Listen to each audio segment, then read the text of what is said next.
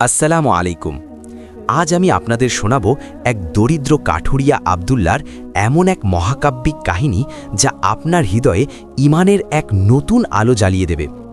অভাবের চরম সীমায় পৌঁছেও সে কিভাবে তার সততা রক্ষা করেছিল এবং বনের গভীরে পাওয়া এক রহস্যময় গুপ্তধন তার জীবনকে কিভাবে এক অবিশ্বাস্য মোড়ে নিয়ে গিয়েছিল তা জানতে পুরো ভিডিওটি ধৈর্য ধরে দেখুন। এই গল্পটি শুধু একটি কাহিনী নয়, এটি জীবনের এক বিশাল শিক্ষা। দামেস্কের প্রাচীর ঘেরা জমকালো শহরের কোলাহল থেকে অনেক দূরে, যেখানে পাহাড়ের সারি আকাশের নীলিমায় মিশে যায় এবং শীতল বাতাস সব সময় পাইন গাছের পাতায় গান গেয়ে যায়, সেখানে অবস্থিত ছিল বনি জাইদ গ্রাম। গ্রামটি দেখতে শান্ত ও মনোরম হলেও এর প্রতিটি ধূলিকণায় মিশেছিল দারিদ্র্যের দীর্ঘশ্বাস। এই গ্রামেরই এক প্রান্তে, যেখানে জঙ্গল শুরু হয়েছে, সেখানে একটি জরাজীর্ণ কুড়েঘরে বাস করত আবদুল্লাহ ইবনে জায়েদ। আবদুল্লার বয়স 25-এর কোঠায় হলেও তার কাঁধে ছিল এক বিশাল দায়িত্বের বোঝা। তার বাবা মারা যাওয়ার পর থেকে সেই ছিল তার বৃদ্ধা মা আয়েশার একমাত্র অবলম্বন। আবদুল্লার দিন শুরু হতো ফজরের আজানের অনেক আগে। যখন পুরো গ্রাম গভীর ঘুমে আচ্ছন্ন, তখন সে শীতল পানিতে অজু করে আল্লাহর দরবারে দাঁড়িয়ে যেত। নামাজের পর সে তার পুরনো কিন্তু ধারালো কুড়ালটি শান দিত। তার মা আয়েশা তখন চুলায় সামান্য কিছু জ্বালানি দিয়ে পানি গরম করতেন। তাদের ঘরে প্রায়ই খাবারের অভাব থাকত। কোনোদিন শুধু শুকনো রুটি, আবার কোনোদিন শুধু পানি খেয়েই তাদের দিন কাটত। সেদিন সকালে আবদুল্লাহ যখন কুড়াল কাঁধে নিয়ে বেরোচ্ছিল, তার মা তাকে ডেকে বললেন, বাবা আবদুল্লাহ, আজ ঘরে এক মুঠো চালও নেই, তোমার শরীরটাও ভালো যাচ্ছে না, আজ কি না গেলেই নয়? আবদুল্লাহ মৃদু হেসে মায়ের কপালে হাত রেখে বলল, মা, আল্লাহ তো আমাদের রিজিক দাতা। আমি যদি আজ ঘরে বসে থাকি তবে আল্লাহর ওপর তাওয়াক্কুল করা হবে না। আপনি দোয়া করুন, আল্লাহ নিশ্চয়ই কোনো ব্যবস্থা করবেন। আবদুল্লার মা দীর্ঘশ্বাস ফেলে দোয়া করলেন। আবদুল্লাহ যখন বনের দিকে রওনা হলো, তখন তার মনে হলো প্রতিটি গাছ যেন তাকে সালাম জানাচ্ছে। সে ছিল অত্যন্ত পরিশ্রমী। বনের গভীরে গিয়ে সে শুকনো কাঠ সংগ্রহ করত। তার শরীর থেকে ঘাম ঝরলেও তার মুখে সব সময় আল্লাহর জিকির থাকত। সে জানত হালাল উপায়ে উপার্জিত এক লোকমা খাবার হারাম উপায়ে উপার্জিত পাহাড় সম সম্পদের চেয়েও উত্তম। সেদিন আবদুল্লাহ বনের এমন এক গভীরে চলে গেল, যেখানে সে আগে কখনো যায়নি। জায়গাটি ছিল অত্যন্ত নির্জন। বড় বড় প্রাচীন গাছগুলো আকাশকে ঢেকে রেখেছিল। সেখানে বাতাসের শব্দ যেন এক রহস্যময় সুর তুলছিল। আবদুল্লাহ একটি বিশাল ওক গাছের নিচে বসে একটু জিরিয়ে নিচ্ছিল। তার শরীর ক্লান্তিতে ভেঙে আসছিল। হঠাৎ তার নজর গেল গাছের শিকড়ের একটি গর্তের দিকে। সেখানে মাটি কিছুটা আলগা হয়ে আছে এবং রোদ লেগে কিছু একটা চকচক করছে। কৌতূহলী হয়ে আবদুল্লাহ তার কুলাল দিয়ে মাটি সরালো। কিছুক্ষণ খোঁড়ার পর সে একটি শক্ত চামড়ার থলে দেখতে পেল। থলেটি ছিল ধুলোবালিতে মাখা, কিন্তু এর গঠন ছিল রাজকীয়। সে সাবধানে থলেটি বের করে আনল। থলেটি ছিল অপ্রত্যাশিতভাবে ভারী। আবদুল্লার বুক ধড়ফড় করতে লাগল। সে চারদিকে তাকালো, কেউ কোথাও নেই। বনের সেই নিস্তব্ধতায় সে একা। সে ধীরে ধীরে থলের মুখটি খুলল। থলের ভেতরে যা ছিল তা দেখে আবদুল্লার নিঃশ্বাস বন্ধ হয়ে আসার উপক্রম হল। থলেটি ছিল খাঁটি স্বর্ণ মুদ্রায় ঠাসা। প্রতিটি মুদ্রা সূর্যের আলোয় ঝিলিক দিচ্ছিল। শুধু তাই নয়, মুদ্রার নিচে ছিল একটি মখমলের ছোট পোটলা।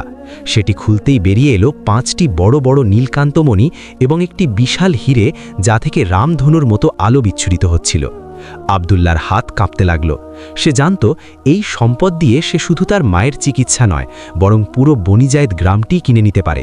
তার মনে হলো হয়তো আল্লাহ তার সব কষ্টের অবসান ঘটিয়েছেন। কিন্তু পরক্ষণেই তার মনে এক তীব্র খটকা লাগল। এই সম্পদ কি সত্যিই তার? স্বর্ণমুদ্রাগুলো দেখে আবদুল্লার মনে এক অদ্ভুত লড়াই শুরু হলো।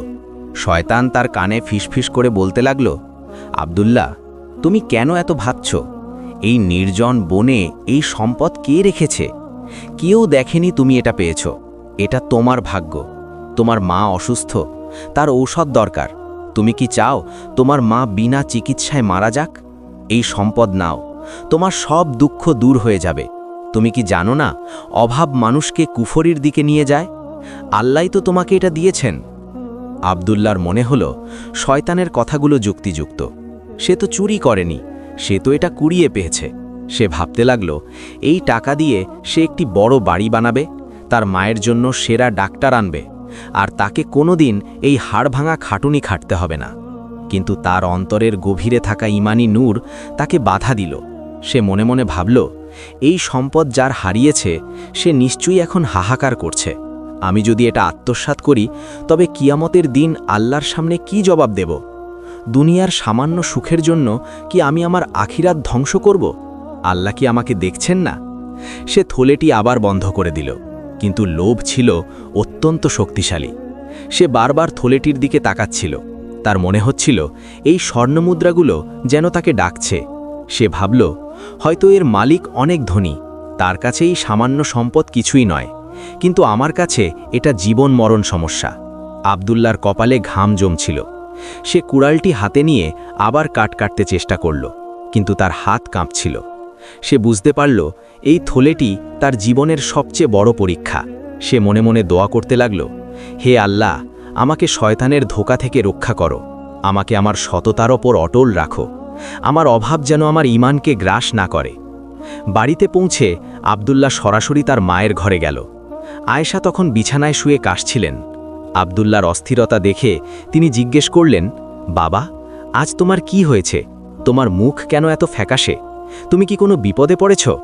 আব্দুল্লাহ কোনো কথা না বলে ব্যাগ থেকে সেই চামড়ার থলেটি বের করে মায়ের সামনে রাখল। থলেটি খোলার পর যখন স্বর্ণমুদ্রা আর রত্নগুলো বেরিয়ে এলো, তখন পুরো ঘর যেন এক অলৌকিক আলোয় ভরে গেল। আয়েশা বিস্ময়ে স্তব্ধ হয়ে গেলেন। তিনি কিছুক্ষণ থলেটির দিকে তাকিয়ে থেকে আব্দুল্লাহর চোখের দিকে তাকালেন। তার চোখে ছিল এক গভীর প্রশ্ন এবং ভয়। আব্দুল্লাহ সব খুলে বলল, কিভাবে সে বনের গভীরে এটি পেয়েছে। আয়েশা দীর্ঘশ্বাস ফেলে বললেন, বাবা আব্দুল্লাহ, এই সম্পদ আমাদের জন্য জান্নাতের পথ হতে পারে, আবার জাহান্নামের আগুনও হতে পারে। তুমি যদি এটা নিজের মনে করে রেখে দাও তবে আমরা দুনিয়াতে হয়তো ধনী হব, কিন্তু আল্লাহর কাছে আমরা হব আমানত খেয়ানতকারী। তুমি কি চাও তোমার মা হারামের উপর বেঁচে থাকুক? আব্দুল্লাহর মা তাকে মনে করিয়ে দিলেন যে অভাবের সময় ধৈর্য ধরাই হলো মুমিনের পরিচয়। তিনি বললেন, আমাদের ঘরে খাবার নেই, ঔষধ নেই, তাতে কোনো দুঃখ নেই, কিন্তু আমাদের ঘরে যেন কারো চোখের পানি না থাকে। এই সম্পদের মালিক নিশ্চয়ই এখন কাঁদছে। হয়তো এটা কারো সারা জীবনের সঞ্চয়, হয়তো কারো মেয়ের বিয়ের টাকা। তুমি কালই দামেস্কের বাজারে যাও এবং এর মালিককে খুঁজে বের করো। মনে রেখো বাবা, আল্লাহ সৎ পথ অবলম্বনকারীদের কখনো অনাহারে রাখেন না। হারামের স্বাদ মিষ্টি হলেও এর পরিণাম অত্যন্ত তিতা। মায়ের এই কথাগুলো আব্দুল্লাহর মনে নতুন শক্তি জোগাল। তার সব দ্বিধা দূর হয়ে গেল। সে সিদ্ধান্ত নিল সে এই আমানত তার মালিকের কাছে পৌঁছে দেবেই। পরদিন ভোরে আব্দুল্লাহ দামেস্কের উদ্দেশ্যে রওনা হল। বনি জায়েদ থেকে দামেস্কের পথ ছিল দীর্ঘ এবং দুর্গম। পথে তার দেখা হল গ্রামের এক যুবক খালিদের সাথে। খালিদ ছিল অত্যন্ত চতুর, অলস এবং লোভী। সে আব্দুল্লাহর ব্যাগের অস্বাভাবিক ওজন এবং তার অস্থিরতা দেখে সন্দেহ করল। আরে আব্দুল্লাহ, এত ভোরে কোথায় যাচ্ছ? আর তোমার ব্যাগটা আজ এত ভারী কেন? তুমি কি কোনো গুপ্ত ধন পেয়েছ নাকি? আমাকে বলো, আমি কাউকে বলবো না। খালিদ ধূর্ত হাসি দিয়ে বলল। আব্দুল্লাহ প্রথমে এড়িয়ে যেতে চাইলেও খালিদ নাছোড় বন্ধা। সে আব্দুল্লাহর পথ আগলে দাঁড়ালো। বাধ্য হয়ে আব্দুল্লাহ তাকে সব বলল। খালিদ স্বর্ণের কথা শুনে হিতাহিত জ্ঞান হারিয়ে ফেলল। তার চোখ লোভে চকচক করে উঠল। সে আব্দুল্লাহর হাত ধরে ফিসফিস করে বলল, তুমি কি পাগল? এই সম্পদ নিয়ে তুমি মালিক খুঁজতে যাচ্ছ? এই সম্পদ দিয়ে আমরা দুজনে মিলে দামেস্কে বড় ব্যবসা করতে পারি, কেউ জানবে না। তুমি অর্ধেক নাও, আমাকে অর্ধেক দাও, আমরা দুজনেই রাজা হয়ে যাব। তোমার মা রাজপ্রাসাদে থাকবে। কেন এই বোকামি করছো? আব্দুল্লাহ খালিদের হাত সরিয়ে দিয়ে দৃঢ় কণ্ঠে বলল, খালিদ, তুমি আমার বন্ধু হতে পারো, কিন্তু তোমার এই প্রস্তাব শয়তানি। আমি আমার ঈমান বিক্রি করতে পারবো না। এই সম্পদ আমার নয়, এটা আমানত। আর আমানত আত্মসাৎ করা মানে নিজের হাতে নিজের জাহান্নাম কেনা। তুমি কি জানো না আল্লাহ সব দেখছেন? খালিদ রেগে গিয়ে বলল, তুমি একটা আস্ত বোকা। এই সুযোগ জীবনে একবারই আসে। তুমি যদি এটা না নাও তবে আমি হয়তো কাউকে বলে দেব যে তোমার কাছে সম্পদ আছে। তখন ডাকাতরা তোমাকে মেরে সব নিয়ে যাবে। আব্দুল্লাহ ভয় পেল না। সে আল্লাহর ওপর ভরসা করে দ্রুত হাঁটতে লাগল। সে বুঝল সততার পথে বাধা আসবেই, কিন্তু সেই বাধা অতিক্রম করাই হলো আসল বীরত্ব। দামেস্কের বাজারে যখন আব্দুল্লাহ পৌঁছালো তখন সূর্য মাথার ওপর প্রখর তাপ দিচ্ছে। চারদিকে মানুষের ভিড়, উটের কাফেলা আর ব্যবসায়ীদের হাঁকডাকে বাজার মুখরিত। আব্দুল্লাহ একটি উঁচু পাথরের ওপর দাঁড়িয়ে চিৎকার করে বলতে লাগল, হে লোক সকল, আমি বনের পথে একটি মূল্যবান আমানত কুড়িয়ে পেয়েছি। যার সম্পদ হারিয়েছে সে উপযুক্ত প্রমাণ দিয়ে আমার কাছ থেকে তা নিয়ে যান। তার এই ঘোষণা শুনে বাজারের মানুষ অবাক হয়ে তার দিকে তাকাতে লাগল। অনেকে তাকে উপহাস করতে শুরু করল। একজন ধনী ব্যবসায়ী তার রেশমি পোশাক ঠিক করতে করতে হেসে বলল, এই ছোকরা, তুমি কি পাগল? এই যুগে কেউ সম্পদ পেলে ফেরত দেয়? নিশ্চয়ই তুমি কোনো ফোন দিয়ে আসছো যাতে মানুষের নজর কাড়া যায়। অন্য একজন বলল, আরে ও হয়তো কোনো চোর, ধরা পড়ার ভয়ে এখন সাধু সাজছে যাতে কেউ সন্দেহ না করে। আব্দুল্লার খুব খারাপ লাগল, তার চোখে পানি চলে এলো। সে ভাবল, মানুষ কেন সততাকে বিশ্বাস করতে চায় না। কিন্তু সে দমে গেল না। সে সারাদিন রোদে পুড়ে তৃষ্ণার্ত অবস্থায় সেখানে দাঁড়িয়ে ঘোষণা দিতে থাকল। তার পেটে ক্ষুধা ছিল, কিন্তু ব্যাগের স্বর্ণমুদ্রাগুলো তার কাছে ছিল আগুনের মতো। সে জানত এই সম্পদ থেকে 1 পয়সা খরচ করাও তার জন্য হারাম। সন্ধ্যা নামলে আব্দুল্লাহ বাজারের এক কোণে একটি ছোট মসজিদে আশ্রয় নিল। সে শুধু মসজিদের পানি খেয়ে রাত কাটাল।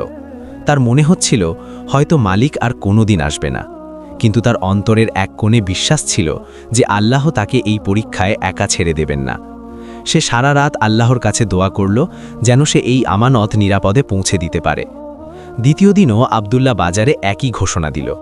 এবার কিছু ধূর্ত লোক তার কাছে এসে মিথ্যা দাবি করতে লাগল। একজন লোক এসে খুব কান্নাকাটি করে বলল, বাবা, আমার একটি লাল থলে হারিয়েছে, তাতে 500 মুদ্রা ছিল, ওটা আমার মেয়ের বিয়ের টাকা ছিল। আব্দুল্লাহ তাকে শান্ত করে জিজ্ঞেস করল, থলেতে আর কি ছিল? কোনো বিশেষ চিহ্ন ছিল কি? লোকটি উত্তর দিতে পারল না এবং আমতা আমতা করতে লাগল। আব্দুল্লাহ তাকে তাড়িয়ে দিল। এভাবে একে একে অনেকে এলো, কিন্তু কেউ সঠিক বর্ণনা দিতে পারল না। তৃতীয় দিন সকালে আব্দুল্লাহর শরীর অত্যন্ত দুর্বল হয়ে আসছিল। তার পা কাঁপছিল এবং দৃষ্টি ঝাপসা হয়ে আসছিল। শয়তান আবার তার কানে ফিসফিস করল, আব্দুল্লাহ, তুমি তো 3 দিন চেষ্টা করেছ, কেউ তো সঠিক বর্ণনা দিতে পারছে না। এর মানে আল্লাহ চান এই সম্পদ তুমিই ভোগ করো। এখন এই সম্পদ থেকে সামান্য কিছু নিয়ে খাবার কেনা কি খুব অন্যায় হবে? তুমি তো ক্ষুধার্ত, তোমার মা অসুস্থ, তুমি কি চাও এখানে না খেয়ে মারা যেতে? আব্দুল্লাহর চোখ দিয়ে পানি পড়ল। সে আকাশের দিকে তাকিয়ে বলল, হে আল্লাহ, আমাকে শক্তি দাও, আমি যেন তোমার অবাধ্য না হই। আমার প্রাণ চলে গেলেও আমি যেন আমানত খেয়ানত না করি। ঠিক সেই মুহূর্তে এক বৃদ্ধ লোক, যার পরনে ছিল ধুলোবালি মাখা কিন্তু অত্যন্ত দামি পোশাক, ভিড় ঠেলে আব্দুল্লাহর দিকে এগিয়ে এলেন। তার চোখে ছিল গভীর উৎকণ্ঠা এবং জল। তিনি আব্দুল্লাহর সামনে এসে কাঁপা কাঁপা কণ্ঠে বললেন, বাবা, আমি শুনেছি তুমি একটি আমানত পেয়েছ। আমার একটি চামড়ার থলে হারিয়েছে, যাতে আমার সারা জীবনের সঞ্চয় ছিল। আমি ব্যবসার কাজে যাচ্ছিলাম, পথে ডাকাতদের ভয়ে আমি ওটা এক জায়গায় লুকিয়ে রেখেছিলাম, কিন্তু পরে আর খুঁজে পাইনি। আমি গত 3 দিন ধরে পাগলের মতো ওটা খুঁজছি। আব্দুল্লাহর মনে হলো এই লোকটির কথায় এক ধরনের সত্যতা এবং আরতি আছে। আব্দুল্লাহ বৃদ্ধ লোকটিকে একটি গাছের ছায়ায় বসালো এবং তাকে পানি পান করালো। এরপর সে শান্তভাবে জিজ্ঞেস করল, জনাব, আপনার থলেটির বর্ণনা দিন এবং তাতে কি কি ছিল তা বিস্তারিত বলুন। যদি আপনার বর্ণনা মিলে যায় তবে আমি সানন্দে এটি আপনাকে দিয়ে দেব। বৃদ্ধ লোকটি একটি দীর্ঘশ্বাস ফেলে বলতে শুরু করলেন, থলেটি ছিল হরিণের চামড়ার তৈরি। তার মুখটি একটি রেশমি দড়ি দিয়ে বাঁধা ছিল এবং দড়ির মাথায় একটি রৌপ্য সিল ছিল, যাতে আমার নাম হাসান খোদাই করা ছিল। থলেতে ছিল ঠিক 1000 স্বর্ণমুদ্রা, 5টি নীলকান্ত মণি এবং একটি বিশাল হীরা, যা একটি সবুজ মখমলের কাপড়ে মোড়ানো ছিল। বৃদ্ধের প্রতিটি কথা আব্দুল্লাহর কাছে থাকা থলেটির সাথে হুবহু মিলে গেল। আব্দুল্লাহর চোখ উজ্জ্বল হয়ে গেল এবং তার শরীরের সব ক্লান্তি যেন এক নিমেষে দূর হয়ে গেল। সে তার ব্যাগ থেকে সাবধানে থলেটি বের করে বৃদ্ধের হাতে তুলে দিল। বৃদ্ধ লোকটি থলেটি দেখা মাত্রই চিৎকার করে উঠলেন, আলহামদুলিল্লাহ, আলহামদুলিল্লাহ। তিনি থলেটি বুকে জড়িয়ে ধরে মাটিতে বসে পড়লেন এবং অঝরে কাঁদতে লাগলেন। বাজারের মানুষ এই দৃশ্য দেখে স্তব্ধ হয়ে গেল। যারা আব্দুল্লাহকে উপহাস করেছিল তারা এখন লজ্জায় মাথা নিচু করে ফেলল। বৃদ্ধ লোকটি ছিলেন দামেস্কের অন্যতম বড় ব্যবসায়ী হাসান আল তিজারি। তিনি থলেটি খুলে সব রত্ন আর মুদ্রা পরীক্ষা করলেন। সব ঠিক ছিল। তিনি আব্দুল্লাহর দিকে তাকিয়ে অবাক হয়ে বললেন, যুবক, তুমি 3 দিন ধরে ক্ষুধার্ত অবস্থায় এই সম্পদ পাহারা দিয়েছ। তুমি চাইলে এর একটি মুদ্রা দিয়ে রাজকীয় খাবার খেতে পারতে। তুমি কেন তা করলে না? তোমার মতো সৎ মানুষ আমি আমার দীর্ঘ জীবনে আর দেখিনি। আব্দুল্লাহ বিনীতভাবে উত্তর দিল, জনাব, আমি আমার রবের দায়বদ্ধ। আমি যদি আপনার একটি মুদ্রাও নিতাম তবে আমি আল্লাহর কাছে চোর হিসাবে গণ্য হতাম। আমার ক্ষুধা সাময়িক, কিন্তু আল্লাহর অসন্তুষ্টি চিরস্থায়ী। আমার মা আমাকে শিখিয়েছেন, হারামের ওপর ভিত্তি করে গড়া প্রাসাদ একদিন ধসে পড়বেই। হাসান আল তিজারি আবদুল্লাহর সততায় এতটাই মুগ্ধ হলেন যে তিনি তাকে জড়িয়ে ধরলেন। তিনি থলে থেকে এক মুঠো স্বর্ণমুদ্রা বের করে আবদুল্লাহকে দিতে চাইলেন, কিন্তু আবদুল্লাহ তার নিতে অস্বীকার করল। সে বলল, আমি পুরস্কারের আশায় এটি করিনি, আমি শুধু আমার ঈমানি দায়িত্ব পালন করেছি। আপনি আপনার সম্পদ ফিরে পেয়েছেন, এটাই আমার বড় পুরস্কার। হাসান বললেন, বাবা, তুমি না নিলেও আমি তোমাকে ছাড়ব না। তোমার মতো একজন সৎ মানুষের আমার খুব প্রয়োজন। এই যুগে যখন সবাই একে অপরকে ঠকাচ্ছে, তখন তোমার মতো হীরা আমি হারাতে চাই না। হাসান আবদুল্লাহকে তার বিশাল প্রাসাদে নিয়ে গেলেন। সেখানে গিয়ে তিনি জানতে পারলেন আবদুল্লাহর বৃদ্ধা মা এবং তাদের চরম দারিদ্র্যের কথা। হাসান তৎক্ষণাৎ আবদুল্লাহর মায়ের জন্য সেরা ডাক্তার পাঠালেন এবং তাদের জন্য একটি সুন্দর বাড়ির ব্যবস্থা করলেন। তিনি আবদুল্লাহকে তার বিশাল ব্যবসা প্রতিষ্ঠানের প্রধান ব্যবস্থাপক হিসেবে নিয়োগ দিলেন। আবদুল্লাহর সততা এবং বুদ্ধিমত্তার কারণে হাসানের ব্যবসা কয়েক বছরের মধ্যে কয়েক গুণ বেড়ে গেল। আবদুল্লাহর জীবনে আর কোনো অভাব রইল না। বনি জায়েদ গ্রামের মানুষ অবাক হয়ে দেখল কিভাবে একজন দরিদ্র কাঠুরিয়া তার সততার কারণে দামেস্কের অন্যতম প্রভাবশালী ব্যক্তিতে পরিণত হল। আবদুল্লাহর মা আয়েশা সুস্থ হয়ে উঠলেন এবং তার ছেলের এই উন্নতি দেখে আল্লাহর শুকরিয়া আদায় করলেন। তিনি সবসময় বলতেন, বাবা, আমি জানতাম আল্লাহ তোমাকে নিরাশ করবেন না। সততার পথ কঠিন হতে পারে, কিন্তু এর শেষটা সবসময় জান্নাতের মতো সুন্দর হয়। আবদুল্লাহর সেই একদিনের সিদ্ধান্ত তার পুরো বংশের ভাগ্য বদলে দিয়েছিল। এমনকি সেই লোভী বন্ধু খালিদও আবদুল্লাহর কাছে এসে ক্ষমা চাইল এবং তার অধীনে কাজ করতে শুরু করল। কয়েক বছর পর হাসান আল তিজারি যখন মৃত্যুসজ্জায়, তখন তিনি আবদুল্লাহকে ডেকে পাঠালেন। হাসানের কোনো পুত্র সন্তান ছিল না, ছিল শুধু একটি গুণবতী এবং পর্দাশীল কন্যা। তিনি আবদুল্লাহর হাতে তার কন্যার হাত তুলে দিলেন এবং তার সমস্ত ব্যবসার মালিকানা আবদুল্লাহকে দিয়ে দিলেন। তিনি বললেন, আবদুল্লাহ, আমি অনেক সম্পদ উপার্জন করেছি, কিন্তু তোমার মতো একজন সৎ মানুষ আমি জীবনে আর দেখিনি। আমার সম্পদ এবং আমার কন্যা তোমার হাতে নিরাপদ থাকবে, এটা আমি জানি। তুমি এই ব্যবসার মাধ্যমে মানুষের সেবা করো। ধুমধাম করে আবদুল্লাহর বিয়ে হলো। সে শুধু একজন সফল ব্যবসায়ী হলো না, সে হয়ে উঠল দামেস্কের সবচেয়ে বড় দানবীর। সে অসংখ্য মসজিদ, মাদ্রাসা এবং এতিমখানা তৈরি করল। তার সততার গল্প পুরো আরবে ছড়িয়ে পড়ল। এমনকি খলিফাও তাকে ডেকে সম্মানিত করলেন এবং তাকে রাজ্যের প্রধান উপদেষ্টা হওয়ার প্রস্তাব দিলেন। আবদুল্লাহর সন্তানরা যখন বড় হলো, সে তাদের সবসময় সেই বনের গল্পটি শোনাত। সে বলতো, মনে রেখো, দুনিয়ার সব সম্পদ একদিকে আর তোমার চরিত্র একদিকে। চরিত্র হারালে সব হারাবে। আল্লাহকে ভয় করো, তবেই দুনিয়া তোমার পায়ের নিচে আসবে। আবদুল্লাহর জীবন আমাদের শেখায় যে আল্লাহ যখন কাউকে পরীক্ষা করেন, তখন তিনি তাকে ধৈর্য ধরার শক্তিও দেন। আর যারা সেই পরীক্ষায় উত্তীর্ণ হয়, তাদের জন্য দুনিয়া ও আখেরাতে রয়েছে বিশাল পুরস্কার। আবদুল্লাহর সেই পুরনো কুড়ালটি সে তার ড্রয়িং রুমে সাজিয়ে রেখেছিল, যাতে সে কখনো ভুলে না যায় সে কোথা থেকে এসেছে এবং আল্লাহর রহমত তাকে কোথায় নিয়ে এসেছে। তার গল্প আজও আমাদের অনুপ্রাণিত করে সৎ পথে চলতে এবং আল্লাহর উপর অবিচল বিশ্বাস রাখতে। বন্ধুরা, আবদুল্লাহর এই মহাকাব্যিক গল্প আমাদের মনে করিয়ে দেয় যে সততা হলো মুমিনের সবচেয়ে বড় সম্পদ। সাময়িক লোভ আমাদের ধ্বংস করতে পারে, কিন্তু ধৈর্য ও সততা আমাদের পৌঁছে দিতে পারে সফলতার সর্বোচ্চ শিখরে। আবদুল্লাহর মতো আমরাও যেন আমাদের জীবনে সততা বজায় রাখতে পারি। আল্লাহ আমাদের সেই তৌফিক দান করুন। ভিডিওটি ভালো লাগলে শেয়ার করুন এবং আমাদের চ্যানেলটি সাবস্ক্রাইব করে পাশে থাকুন। জাযাকাল্লাহু খায়রান। আস্তে আস্তে একটু